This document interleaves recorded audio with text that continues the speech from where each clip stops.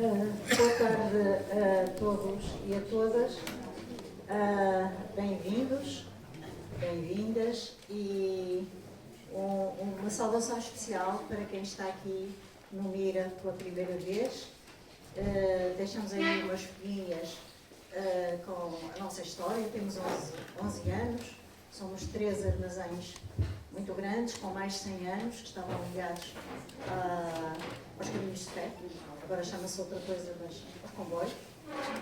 E uma saudação também muito especial a todos que nos escolhem para fazer o lançamento de livros. Este é o livro, suponho que 81 e 82, ou 82, que nós lançamos aqui no Mira, o que é um bom sinal, quer dizer que a edição está boa, a andar, e que é bom quando damos notícia de um livro novo. Por desvio um bocado da minha ligação também à edição, eu gosto muito de ver primeiro o livro como objeto. E este livro como objeto está, de facto, muito bem feito. Porque, portanto, não sei a quem é que devo, ou quem é que devemos o cumprimento. A Adina que estava a ver os livros. É a Joana.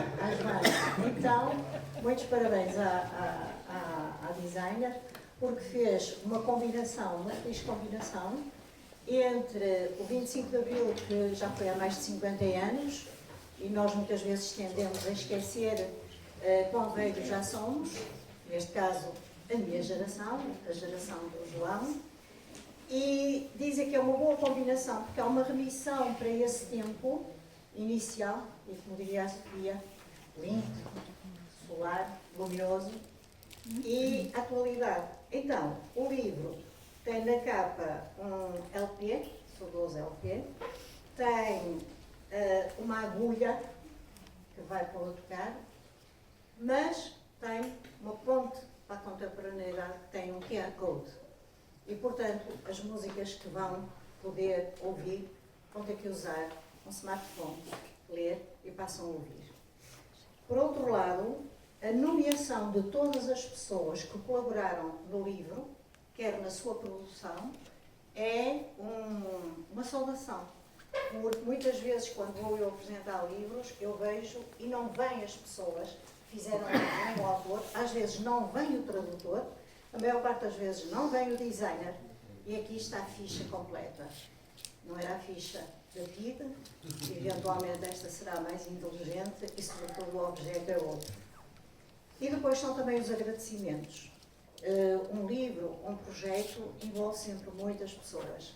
E eles não se esqueceram nem da componente técnica, nem dos amigos que apoiaram e ajudaram. E, portanto, antes de mais nada, um grande tributo a este exemplar enquanto objeto. Nós estamos particularmente contentes, falamos já os dois sobre este livro, porque este livro remete-nos a nós. Porque quando aconteceu o 25 de Abril, nós éramos jovens adultos. E eu costumo dizer que não trocava esta idade, provecta idade, por nenhuma outra, só por ter vivido o 25 de Abril. É aquilo que nós sentimos relativamente a esta data. Portanto, consideramos E, de facto, há muitas comemorações sobre o 25 de Abril, há muitos eventos sobre o 25 de Abril, há exposições extraordinárias, designadamente o Alfredo Cunha, que testemunhou o 25 de Abril, e que há tempos, numa sessão aqui, o Pacheco Pereira dizia: quem anda a dizer que o 25 de Abril foi um golpe de Estado, que venha ver as fotografias do Alfredo Cunha. Tem toda a gente sorridente, deitada no chão, a abraçar-se, etc. E, portanto, as fotografias do Alfredo Cunha, em tempos agora que está tudo a ser revisto pelo lado mau do pensamento, as fotografias são desse testemunho. Este livro tem uma particularidade que é dedicado aos anónimos, porque há muita celebração dos principais, da primeira linha, da primeira lista, e depois muitos outros, mas não dos anónimos. E o 25 de Abril é obra dos anónimos, muitos estão aqui. Mas não é preciso falar-se de todos, porque ao falar-se de alguns, nós estamos a alargar, estes autores estão a alargar a tantos outros anónimos que não precisam de ser nomeados em livro, mas que se sentem também contemplados por este dizer, nós estávamos lá e nós ajudamos e nós contribuímos para que a revolução acontecesse. Não vou destacar ninguém, mas, por exemplo, permitam-nos que referamos os avós do Pina. Nós conhecemos o Pina há muitos anos, é bastante mais novo que nós, mas por causa da fotografia convivíamos, o João Pina, portanto, e convivíamos, e o último livro que ele aqui apresentou, temos projetos conjuntos há muitos anos, o último livro que ele apresentou aqui foi precisamente o Tarrafal. E ouvimos pela voz dele a história dos seus avós, que é emocionante. Portanto, quem ainda não viu esse livro, não deixe de ver, porque é notável. A outra é a Branca, que a gente conhece de nome, mas o Miguel enche a boca com falar da Branca, a contar, e portanto, finalmente conhecemos a Branca ao vivo, e isso é um prazer. Todos os outros merecem, e permitam-me aqui que diga uma coisa: quando dizem aqui volume 1, quer dizer que estão a ameaçar que vão continuar a desencantar anónimos. E eu espero muito, muito, nós esperamos muito, o Miriam espera muito, e tantas pessoas aqui, que estes autores, cantautores, pessoas tão dedicadas a esta causa, que continuem. A palavra é desenterrar estes anónimos do esquecimento. A história geralmente é feita pelas grandes figuras, pelos grandes momentos, mas há aqueles que realmente fazem a história nas fábricas, nas lojas, no trabalho, na rua, nas manifestações, que merecem letra impressa. Portanto, ficamos a aguardar o segundo volume e já fica reservado aqui um espaço para a vossa apresentação. Vamos continuar a divulgar o livro, porque achamos que este empreendimento, que eu acho que vocês encaram isto como uma missão, porque é uma missão que se deve, antes que seja tarde demais. Tá? Muito obrigada e muito obrigada a todos.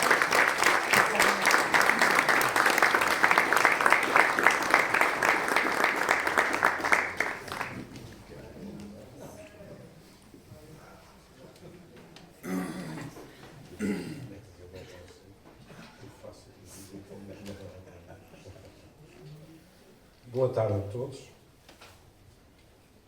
Calhou-me dizer algumas palavras sobre esta obra, não é? Porque é curto dizer este livro.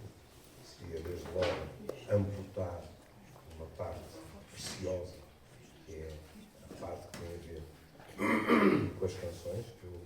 Eu tenho de salientar que não vim sozinho, trouxe a minha rinite alérgica e, portanto, de vez em quando, a voz vai ter requebros muito pouco tolerosos. Mas, enfim. Não estava na lista dos convidados. O quê? Ela não estava na lista dos convidados. Mas, há pessoas que são muito persistentes. Eu quero saudar o Mira. Já cá não venho há um certo tempo. Mas já cá vim vezes suficientes para ter, digamos assim, a ousadia de dizer sobre isso. Quero saudar a assistência. E quero, como é evidente, acima de tudo, um abraço para todos, saudar os que fizeram esta obra e aqueles que são, digamos assim, o objeto desta obra. Temos a honra de ter connosco gente que habita estas páginas. E porquê é que isto é importante? É muito curioso que este livro celebra a memória. Celebra a memória, e quando se vê o título, eu acho que é um engano perfeitamente legítimo pensar-se celebra a memória daqueles que se bateram no sentido literal do termo contra um antigo regime. Mas não só. neste livro, nestas canções, está gente que não se estava a bater, estava a celebrar já. A Manuela disse, vejam as fotografias. Eu não tenho nada contra um discurso que diga, bom, mas no início, no cerne da questão, até houve reivindicações corporativas, até houve questões cujo núcleo duro estava nas Forças Armadas, etc. Não tenho nada contra isso. O que as fotografias do Alfredo mostram é que, nunca se diz nunca, nem sempre, nem todos, mas que a esmagadora maioria deste povo estava à espera de um pretexto, daquela fenda, se quiserem, tão célebre de Leonard Cohen, que diz: há uma fenda em todas as coisas, é por onde a luz entra. E este país precisava desesperadamente que se abrisse uma fenda. E depois temos uma mulher que não tinha cigarros. É claro, isto em termos de educação para a saúde hoje em dia, e como sabem, de vez em quando os profissionais de saúde são acusados de serem totalitaristas, não é? É uma citação assim. E então o soldado pediu um cigarro, não teria sido melhor pedir um chá de tíbia, era mais saudável. E é muito curioso que temos a história desta mulher magnífica, que diz que não, mas que lhe oferece uma flor. E quando eu li isso, ficou uma nostalgia. Pensei assim, como se chamaria este soldado? Porque este soldado pega na flor e não fica com ela na mão. Mete-a no cano da espingarda. Este homem também é um anónimo deste livro, não é? É coautor dessa história. É coautor dessa história, exatamente. É uma perfeita delícia, não é? E depois, há aqui aspectos, por exemplo, de repente, uma das personagens diz em relação aos filhos: nem sequer foram julgados pelos crimes que cometeram. E depois, num arroubo, diz-se: eu encostava-os todos à parede, como a G3, etc. E depois a pessoa cai em si e diz: não, nunca o faria, eu não sou como eles, etc. Mas esta questão de nem sequer foram julgados, aqui eu arriscaria a dizer nem os PIDs, nem outros, reduzir Portugal tem a reputação de ser um país de brandos costumes. E isto, se calhar, é um bom exemplo, não é? De brandíssimos costumes. Mas eu, por acaso, tenho uma história de um amigo meu que ilustra de uma maneira sinistra ou barra cómica esta questão. Porque numa determinada altura, aqui no Porto, ele recebeu homens para meter um número, penso que entre 10 a 20 pessoas da PIB, num caminhão, de noite, levá-los perto da fronteira espanhola e passá-los para o lado de lá. Era uma solução simples para quem não sabia o que é que eles haviam de fazer. E no dia seguinte ele veio falar comigo, impressionadíssimo, porque tinha cumprido à risca as instruções, tinha chegado ao pé da fronteira, num sítio que lá não era o posto da fronteira, e tinha-lhes dito: podem-se ir embora. E nenhum tinha querido sair do caminhão. E ele ficou muito admirado. E disse assim: eu estou a dizer que vocês podem ir embora.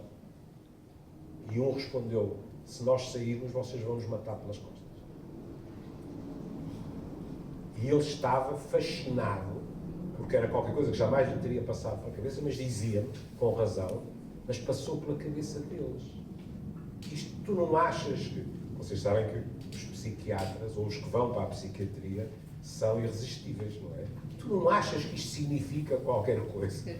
Isso eu acho. Não é? Na cabeça dele, a hipótese não era de ficção científica. E, portanto, era aquela coisa... Enquanto eu estiver virado para ti, em princípio, tu tens alguma relutância, digamos assim. Depois, também há demasiado tempo, se calhar, eu não pensava na Capela do Rato. Não pensava na Capela do Rato e de que aquela gente, num determinado tipo de discurso, eram todos comunistas. E depois alguém contrapunha, mas cuidado, quer dizer, eles eram católicos, também eram católicos e comunistas. Esta capacidade extraordinária de homogeneizar toda a oposição, eu tive essa experiência ontem, por exemplo. Eu partilhei este evento e o livro e as canções, tanto no Instagram como no Facebook.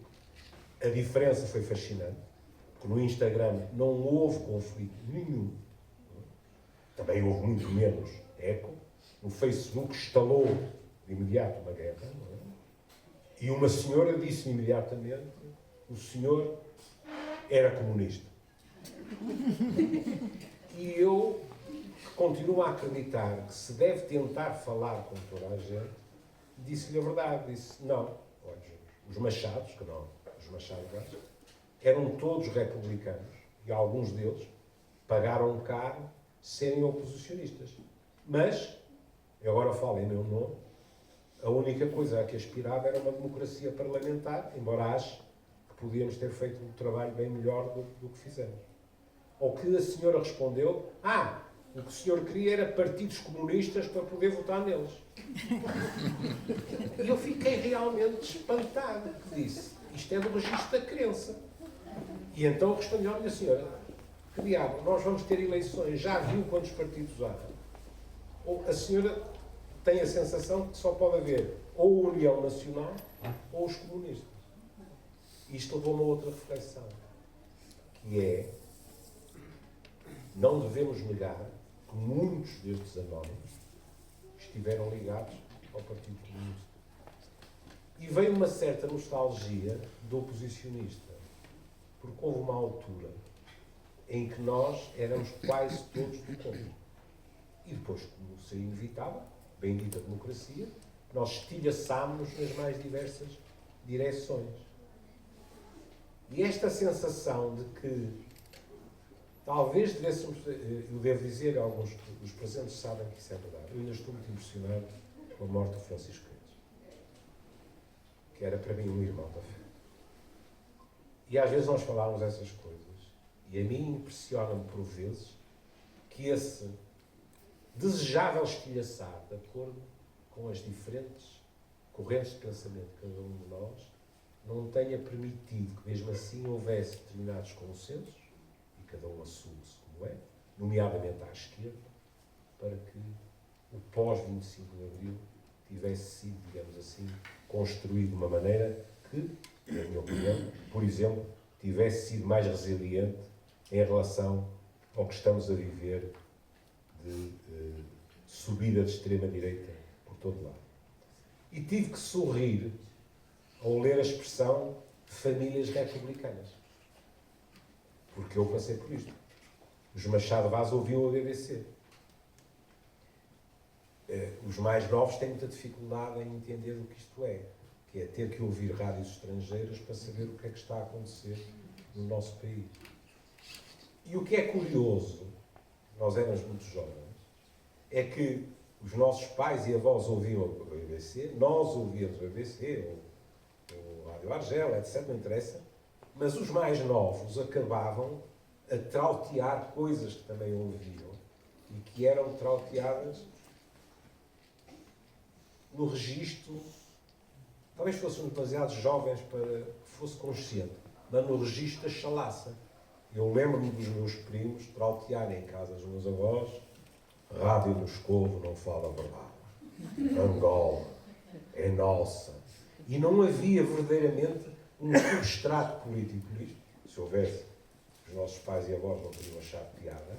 Era o contraste, digamos assim, de ouvirmos coisas que eram tão obviamente propagandas que até os mais novos ouviam aquilo num registro de gozo, digamos assim, quando depois, isto é muito curioso, o efeito de género, não é? As senhoras ouviam a telenovela, a radionovela, etc., etc., e os homens ouviam a BBC. Felizmente, a esse nível, as coisas mudaram bastante. Depois a questão do Tarrafal, e de gente que conseguiu ir ao Tarrafal.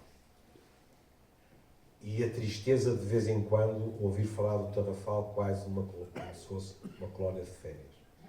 E frases do género: mas ninguém morreu lá, eram meia dúzia, etc, etc, etc.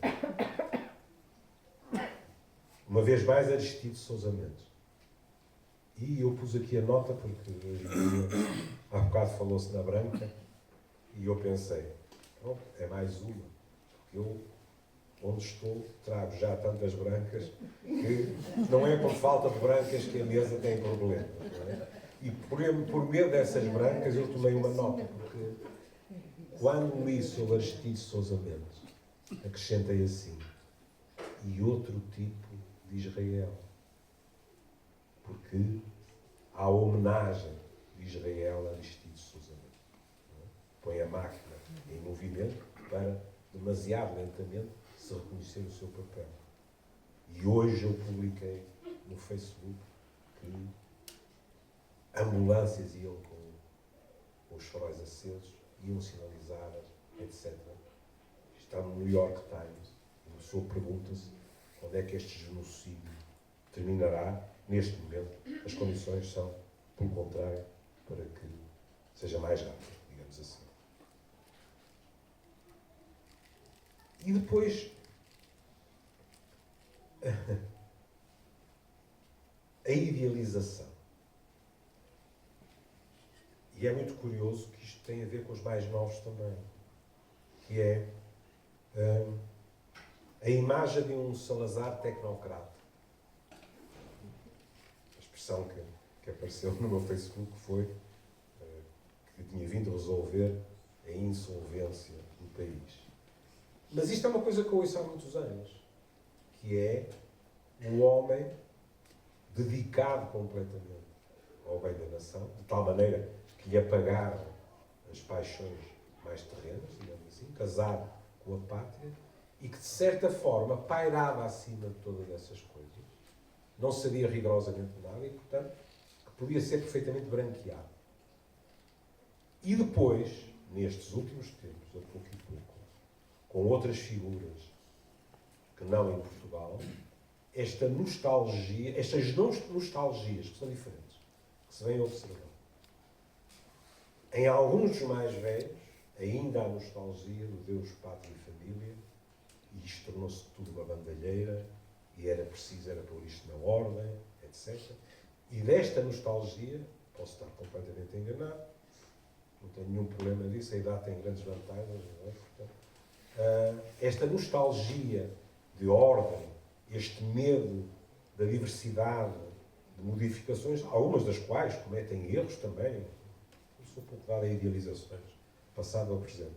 Esta nostalgia, nós veremos, penso eu, a muito curto prazo, os seus efeitos nas eleições presidenciais, porque permanece. Mas nos mais jovens, isso é fascinante, porque os mais jovens não conheceram Salazar.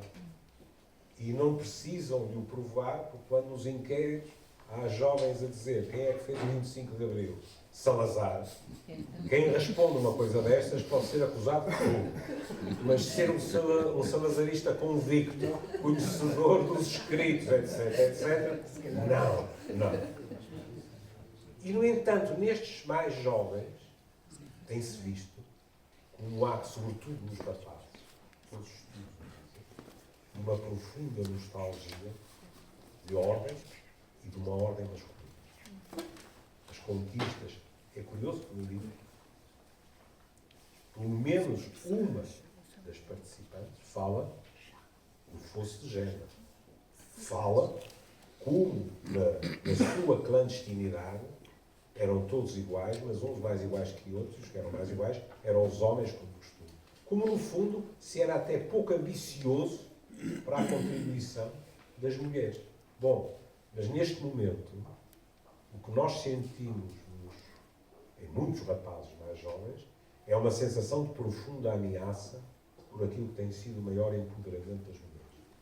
É qualquer coisa que é assim, como se dissessem, em teoria a igualdade está bem, mas na prática a igualdade para elas é à custa de privilégios nossos. Isso tem tido consequências trágicas. Em termos gerais, têm visto o que tem acontecido com os chamados incels. Em Portugal, em 48 horas, tivemos, desde a questão de uma violação com 32 mil visualizações, e é o hospital que vai ao lado, não é? Mais uma rapariga atropelada, mais uma fuga, irão mais justificações, etc. Eu diria que, a esse nível, essa é uma, não estou a dizer que é uma, mas é uma das explicações para que algo que no meu tempo seria impensável, hoje em dia acontece. Os mais novos, hoje em dia, está na moda ser extrema-direita. É muito mais eficaz. Claro que isso também tem a ver, estamos a falar de objetos de comunicação, tem a ver com o facto, em minha opinião, de a esquerda ter sido muito menos eficaz a utilizar os meios de comunicação do que determinados grupos com discursos de ódio e de supremacia masculina que temos presenciado. Para terminar, queria-lhes dizer duas coisas pessoais. Foi nesta sala que me foi tirada a mim e ao Dr. Pacheco Pereira aquela que eu considero a nossa melhor fotografia, e aqui eu vou-me atrever a dizer para sempre. Não acredito que se possa alguma vez tirar uma fotografia a dois tipos com 75 anos, que se conhecem desde os 4, com dois sorrisos tão abertos, de satisfação por se reencontrarem, e os reencontros não são muito vulgares. A fotografia é uma coisa que eu tenho em minha casa com um gosto extraordinário. E eu lembrava isto porque também publiquei o trabalho extraordinário dele nas escolas, a explicar aos mais novos o que é o 25 de Abril e quão importante esse trabalho é. Por último, com os meus alunos em psicologia, em psiquiatria, muitas vezes eu utilizei Cyrano de Bergerac, porque em termos psicológicos é uma peça verdadeiramente opulenta, porque permite sair para tudo. Pronto. E há uma frase, mesmo no fim, de Rostand, quando Cyrano está prestes a morrer, que é uma frase em que é dito acerca da luta de nos batermos, é bem mais belo quando é inútil. É uma frase extraordinária. É uma frase que, em cena, é arrebatadora. Mas, curiosamente, na preservação da memória, nós temos que admitir que ela não é feita de grandes frases, mas de pequenos atos. Porque os gestos não chegam. Têm que ser atos que se prolongam no tempo e aspiram a tornar o maior número de pessoas mais cientes do que acontece, sobretudo os jovens. Porque, sem retirar fímbria de encanto ou talento de Rostand, é bem mais bela quando é útil. Por isso estou tão grato a quem batiza os Anónimos de Abril. Muito obrigado.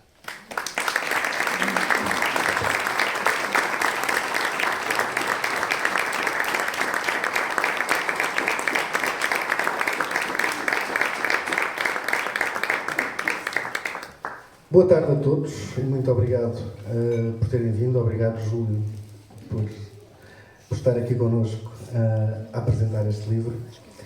Este livro, ou este projeto, se quiserem, nasce de uma ideia do Rogério, que me ligou com essa ideia, dizendo: olha, conheces bem a história da Celeste Gueiro? A Senhora dos Cravos de 25 de Abril? Sim. Pá, acho que conheço. Mas talvez não conhecia. Porque, não sei porquê, os dois estávamos convencidos de que ela era florista. Quer dizer, sei porquê, por causa dos cravos, não é? Mas não, ela trabalhava num restaurante que fazia um ano no dia 25 de abril de 74, tinha sido inaugurado no dia 25 de abril de 73, e o patrão, o gerente, tinha comprado cravos para oferecer aos clientes, para assinalar esse aniversário. Revolução em marcha pelas ruas da cidade, o restaurante não abre, e o gerente diz aos funcionários: olha, antes de se irem embora, vão lá abaixo e levem os cravos, que não vão ficar aí. A Celeste assim fez, pegou na abraçada deles, vai para as ruas, como o Júlio já contou aqui, cruza-se com um militar que lhe pede um cigarro, ela não tinha dado um cravo, e criou este símbolo da Revolução que torna a Revolução muito mais poética. E nós pensámos os dois, se nós não conhecemos bem esta história, somos relativamente atentos a esta realidade, muita gente não conhecerá. E além desta história haverá muitas outras que merecem ser contadas, de gente que não é referida todos os anos, como são os capitães de Abril, como são os políticos, como são os cantores de Abril também. E, a partir daí, fomos delineando este projeto, pensando naquilo que queríamos fazer, e o que nós quisemos fazer foi isto, foi muito simples, foi pegar em homens e mulheres que tenham tido um papel determinante no combate à ditadura, mas que não sejam, de facto, esses nomes que são relembrados todos os anos. E o 25 de Abril começou 48 anos antes, quando começa a ditadura. A partir desse dia, houve gente que começou a resistir. E, como devem imaginar, foi muita gente, ao longo de gerações, com pequenos e grandes gestos, ou pequenos e grandes atos, que não bastam gestos, não é? E a própria Celeste, por exemplo, que tem este impulso de oferecer o cravo ao militar e que transforma completamente a imagem que nós temos da Revolução, também era uma mulher que, quando trabalhou numa papelaria, por exemplo, vendia livros escondidos. Todos estes pequenos atos ou pequenos gestos, ao longo de 48 anos, ajudaram a ir corroendo o regime e a ir alertando a consciência das pessoas.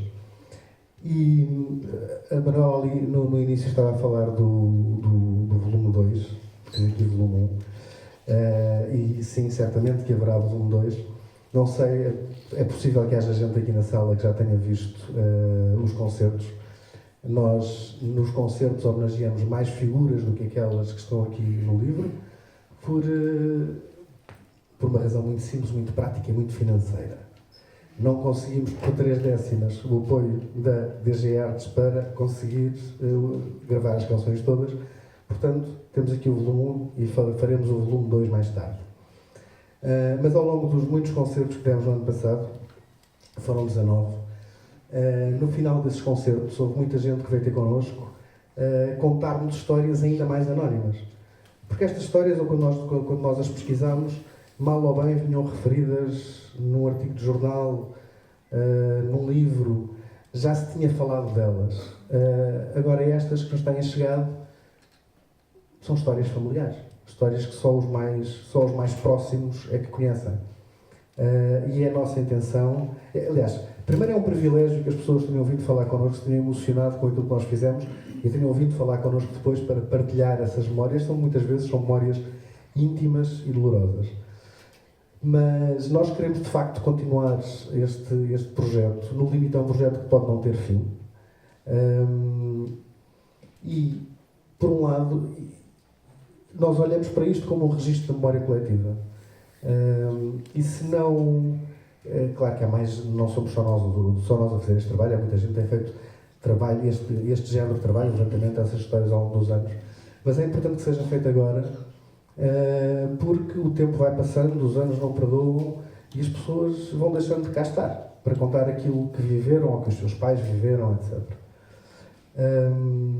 Queria, antes de passar aqui a palavra também ao Miguel e à Branca, queria só referir uma coisa, que é, e temos também aqui na sala, agora não a estou a ver, mas temos também a Daniela Sousa, filha de uma das outras homenageadas aqui no livro, a Albina Fernandes. Muito obrigado, Daniela. Agora está ali, já vais. E vou falar da Albina, vou falar da Branca, porque temos aqui a Daniela e temos aqui a própria Branca. Nem a Albina, a mãe da Daniela, nem a Branca eram obrigadas a fazer o que fizeram. A Branca não tinha obrigação nenhuma de ter começado a imprimir e a distribuir panfletos. A Albina não tinha obrigação nenhuma de se ter filiado no Partido Comunista e ter ido viver para a clandestinidade. E com isso que fizeram, arriscaram a própria vida. E estes 48 anos de luta foram feitos por estas pessoas que não tinham necessidade de fazer o que fizeram, mas fizeram-no por um sentido de liberdade, por um sentido de altruísmo e por um sentido moral da obrigação, de dever moral. E era isto. Agora ia dizer qualquer coisa que se me foi.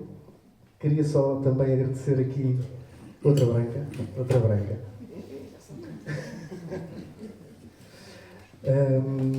Já sei o que é dizer.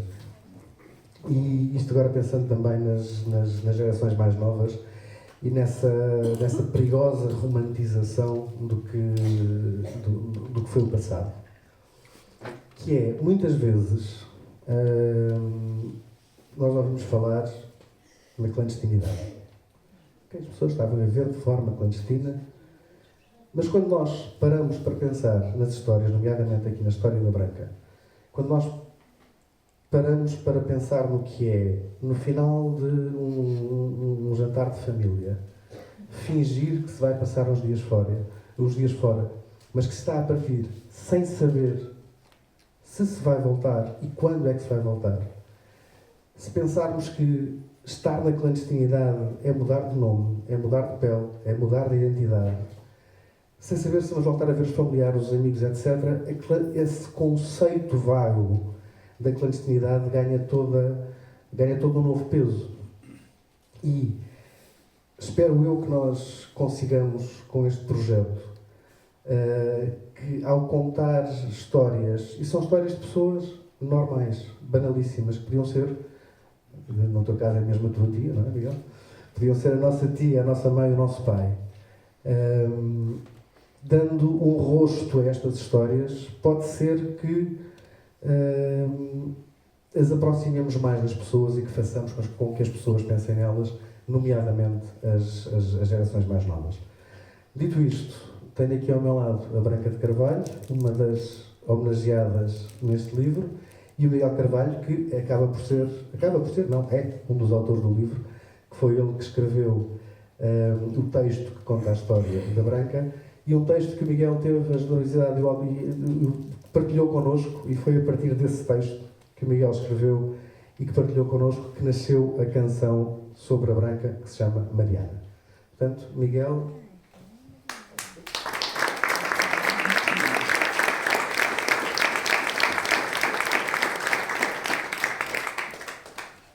Boa tarde a todos. Muito obrigada por estarem aqui, por ouvir o meu testemunho e o que já se disse anteriormente, que é muito importante.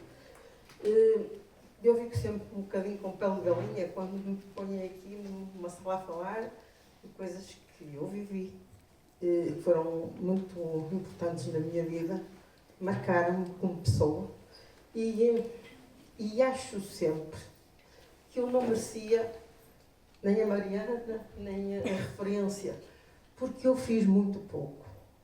É verdade que custou, mas é um bocadinho. Esse meu contributo ajudou, com certeza, mas foi muito pouco.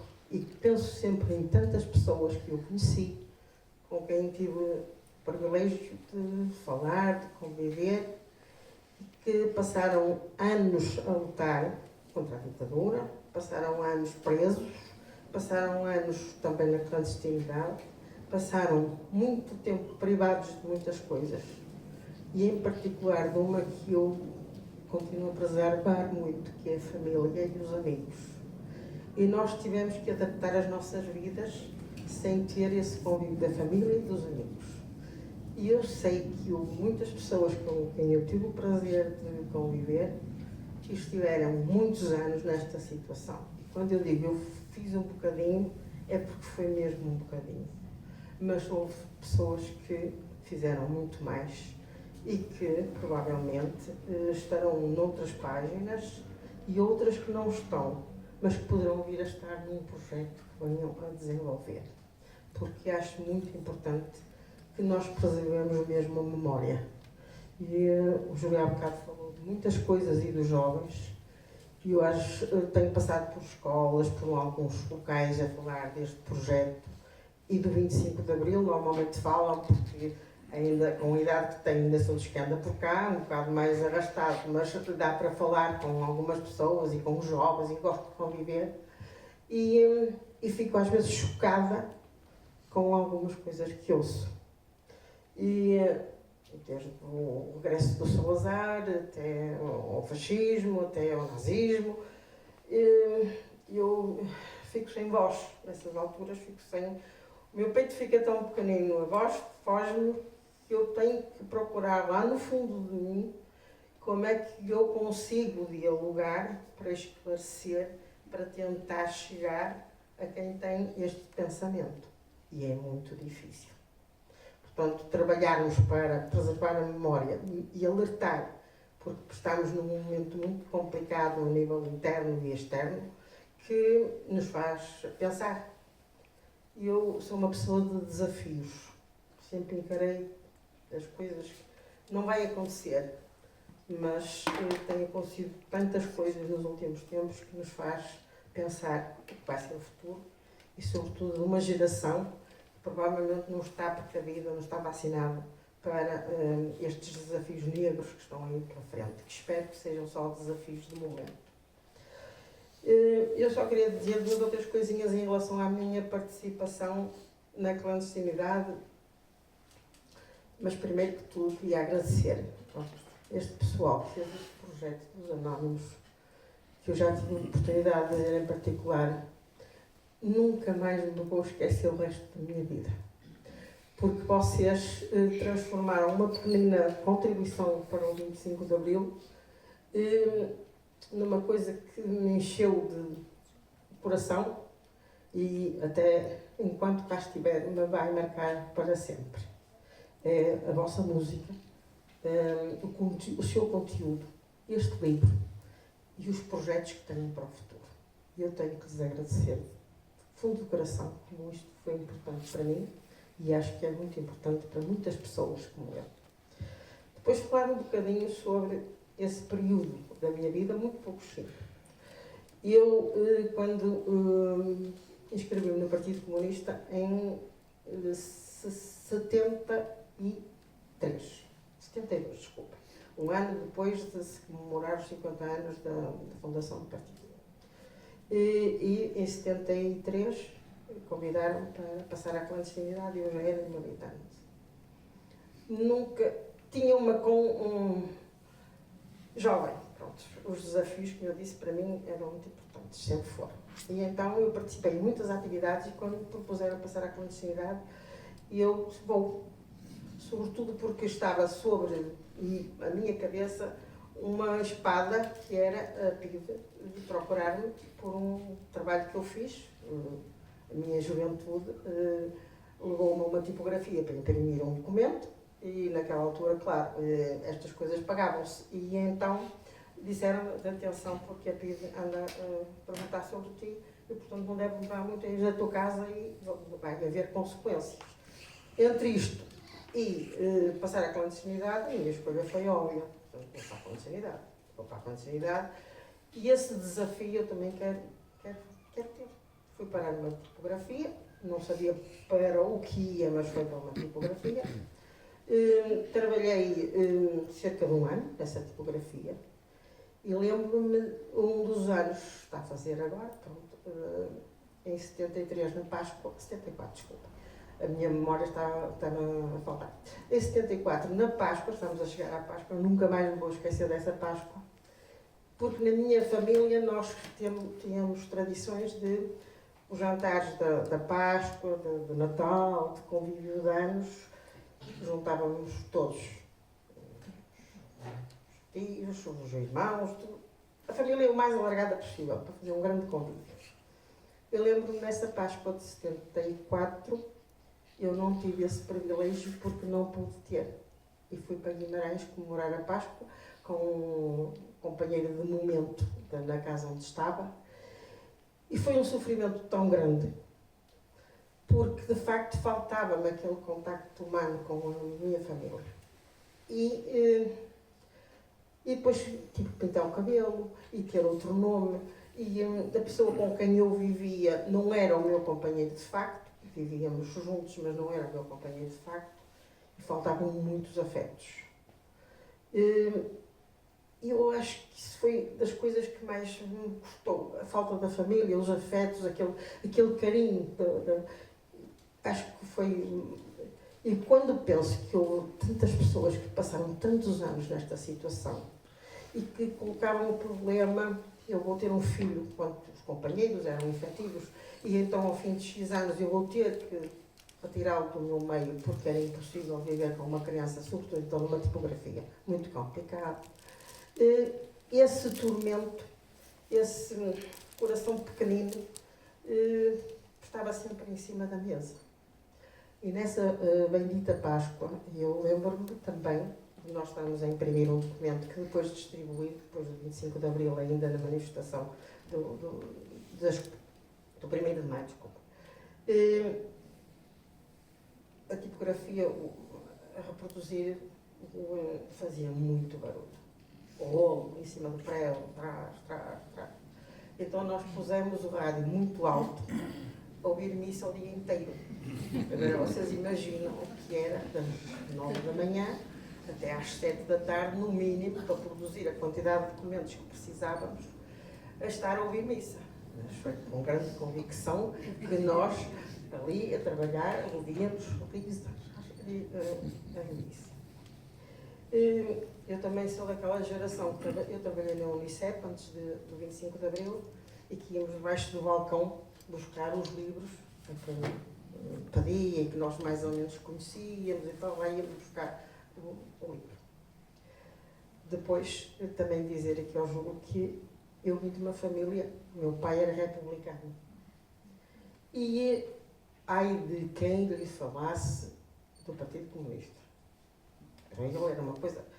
E teve o azar, uma sorte, de ter 7 filhos e todos são comunistas. E hoje eu não... Em relação à missa, eu diria que foi castigo de Deus. Ao certo. Eu hoje não sou militante do Partido Comunista e tenho que também dizer isso aqui. Mas não sou, não é porque eu não defina, não tenha como princípio os valores que o partido me ajudou a cultivar e que eu preservo. Agora, não sou militante, mas são outras águas de outros moinhos que eu não quero falar.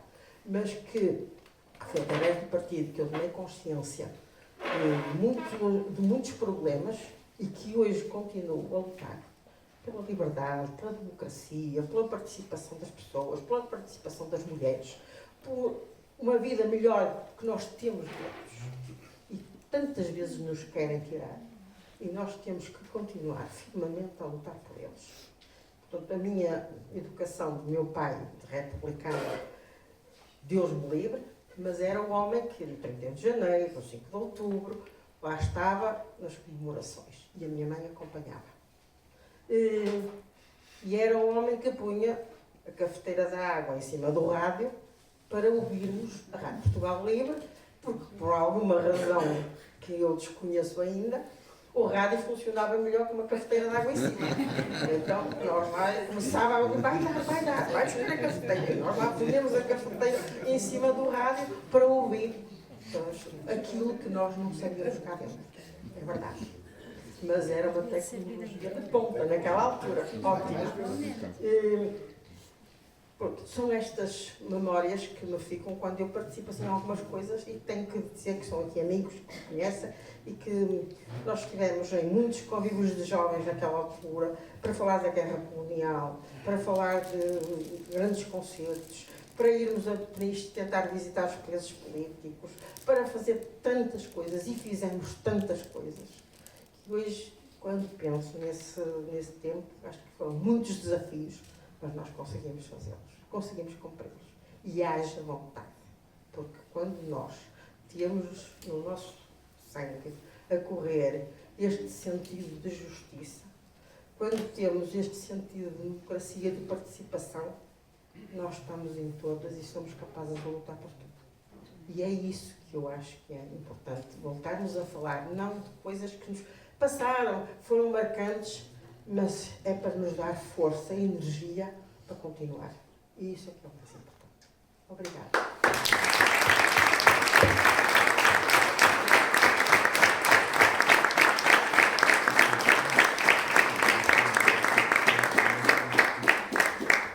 Bem, vou tentar não vos amassar muito. Queria só dizer 2 ou 3 coisas. Uma ou outra que vocês não sabem. Antes de mais agradecer ao Mira esta oportunidade.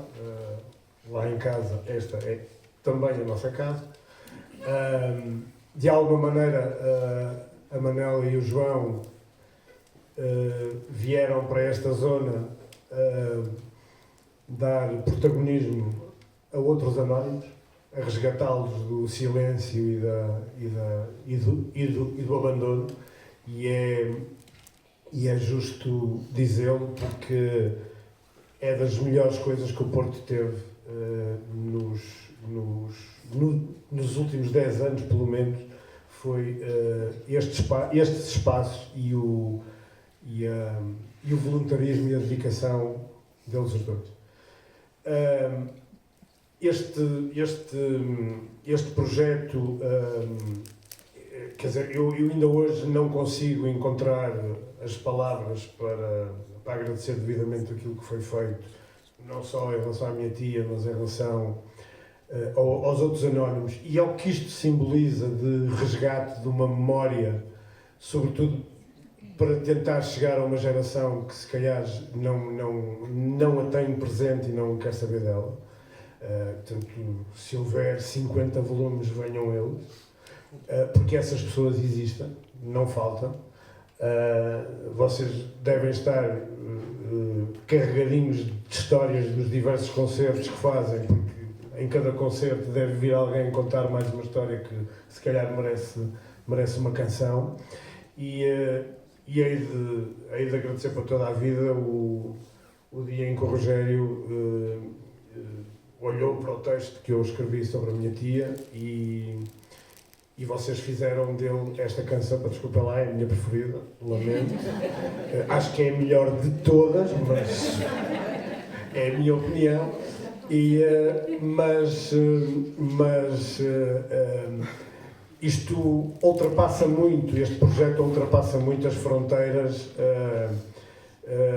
destes anónimos, não é? Eu tenho recebido alguns ecos de outras gerações que foram assistir aos vossos concertos e é uma satisfação enorme. Não quer dizer que isso esteja a fazer um caminho como a gente desejaria, mas este projeto está a deixar algumas sementes em gerações que não conheciam estas histórias, não conheciam estas realidades, e só por isso já teria valido a pena, e agradeço-vos imenso. 2 ou 3 coisas sobre esta família. Eu sou, obviamente, tenho um orgulho enorme nas histórias desta família, que foram sempre contadas à mesa, exceto a que eu acabei por contar em relação à minha tia. Porque ela nunca foi em convívios familiares, e nós somos muito como aos ciganos, não é? Umas vezes andamos à batatada, outras vezes fazemos festas de 3 dias, mas estas coisas sempre se discutiram à mesa, e eu não tinha memória até há alguns anos de ela alguma vez ter contado as histórias que depois me acabou por contar um domingo à tarde ao telefone. Estávamos a falar de não sei de quê já, e por alguma razão fomos dar a estes tempos que ela descreve, e eu comecei a fazer assim com as mãos à procura de um bloco.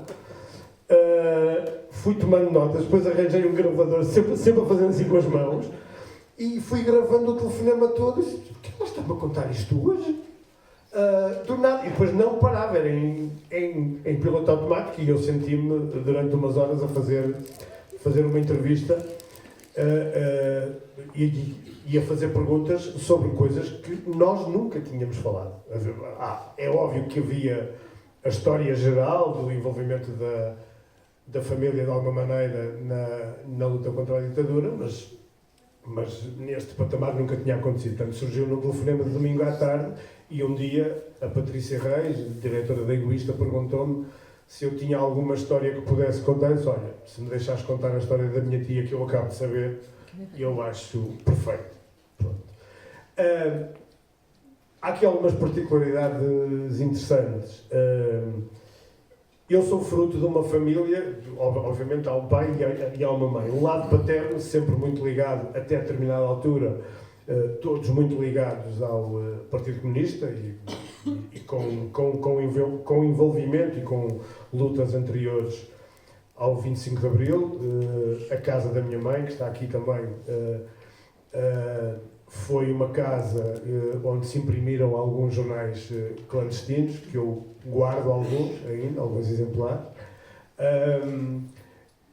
Esse lado paterno foi o mais comprometido com estas lutas e foi também o mais comprometido posteriormente com a preservação do resultado delas. Não é? A minha tia Fernanda, que foi durante muitos anos responsável pela livraria Avante no Porto, que foi alvo de um atentado bombista, da rede bombista de extrema-direita, e que também foi chamada à PIDE para ver se eles a conseguiam convencer a denunciar a irmã, o que, como imaginam, não tiveram grande sorte. Este é o lado comprometido, mas eu também sou fruto de um lado materno que não era de todo comunista. Que eu saiba, nunca tive ninguém do CDS, mas tinha um tio do PPD, sacarneirista. Não sei se estão a ver aquela figura do Neil Diamond. Era o meu tio Jacinto. O meu tio Jacinto era o Neil Diamond, com carros descapotáveis, camarote nas antas, por isso é que eu sou portista. E era um homem absolutamente extraordinário, infelizmente morreu muito cedo, que se dava muito bem, está aí a minha mãe como testemunha, com o meu pai, que era comunista. E eles fechavam-se na sala a conversar horas, e tenho testemunho de ambos, tive ainda criança testemunho de ambos, de uma grande admiração um pelo outro. Portanto, isto era possível naquela altura, em que tudo ardia, porque é que não é possível hoje? Porque é que não está a ser possível hoje? Isto é uma questão que temos que colocar.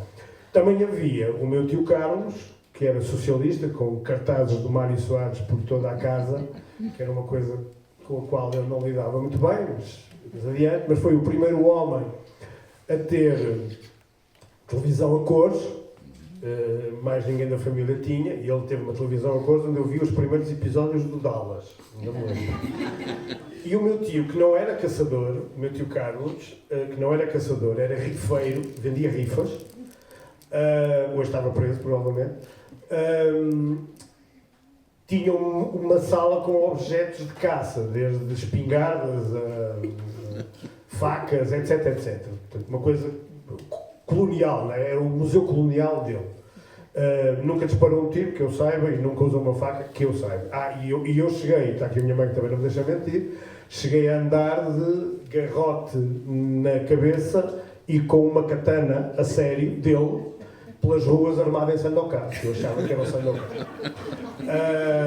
E portanto, eu ia ver televisão a cores para a casa desse meu tio, que chegou a ter alguns cabritos.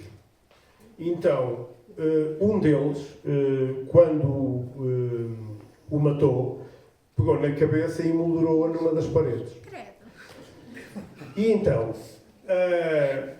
esse meu tio Carlos e o meu pai chegaram a engalfinhar-se por causa de colagens de cartazes. Aliás, viviam, a sede do PCP era a poucos metros da sede do PS em São Mamede em Festa, onde eu vivi grande parte da vida.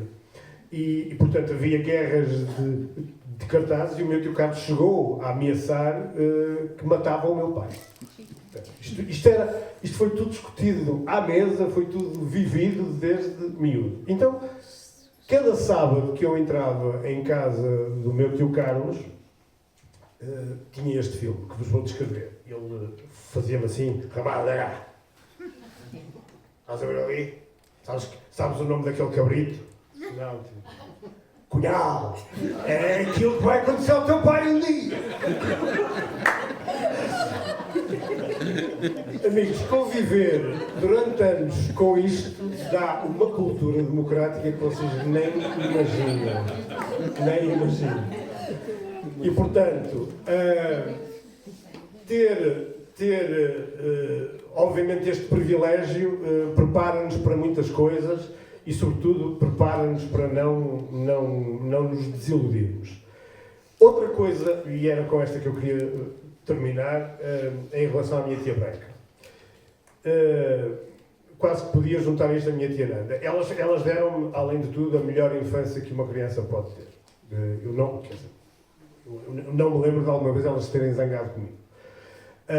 E tornaram a infância e parte da minha adolescência aquilo que para muitos miúdos hoje é a Disneylândia, e eu tinha quase todos os dias.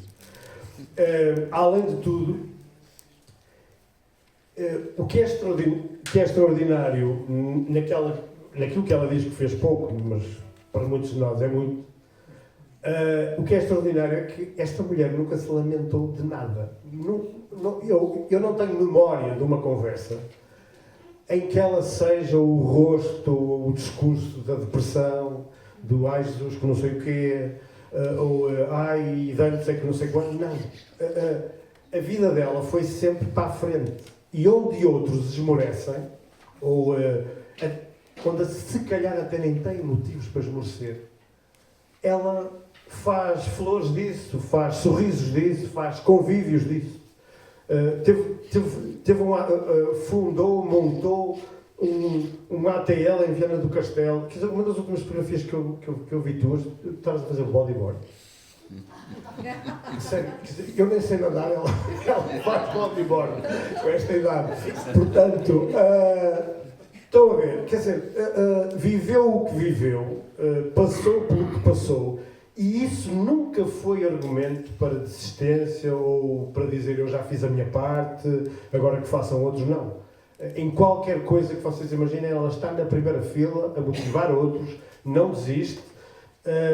E isso é que eu acho que é o melhor exemplo para a nossa família e é o melhor exemplo que ela pode dar e pode transmitir aos outros. E acho que todos nós, e com isto termino, acho que se calhar, de uma forma geral, todos nós temos, mesmo pessoas que não tendo vivido isto que ela viveu, acho que todos nós temos alguém nas nossas famílias ou nas nossas relações de amizade que pode fazer este papel, que pode ser o rosto e pode ser a palavra da não desistência. E esses têm que ser urgentemente convocados para os dias de hoje. Era só isto.